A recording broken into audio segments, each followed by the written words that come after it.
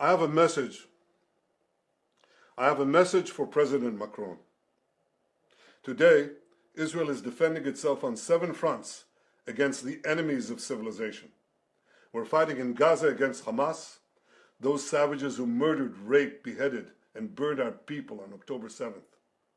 We're fighting in Lebanon against Hezbollah, the most heavily armed terror organization in the world, which was planning an even greater massacre than October 7th on our northern border, and that has rocketed Israeli towns and cities for nearly a year.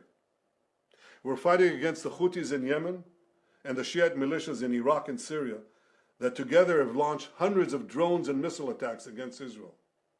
We're fighting against terrorists in Judea and Samaria who are trying to murder civilians in the heart of our cities.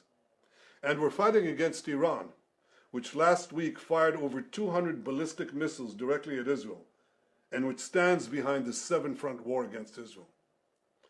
As Israel fights the forces of barbarism led by Iran, all civilized countries should be standing firmly by Israel's side. Yet President Macron and some other Western leaders are now calling for an arms embargo against Israel. Shame on them. Is Iran imposing an arms embargo on Hezbollah, on the Houthis, on Hamas, and on its other proxies? Of course not.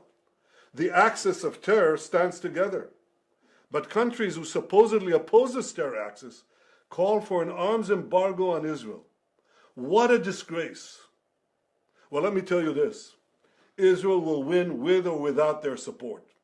But their shame will continue long after the war is won.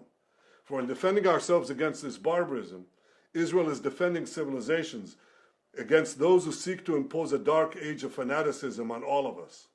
Rest assured, Israel will fight until the battle is won, for our sake and for the sake of the peace and security of the entire world.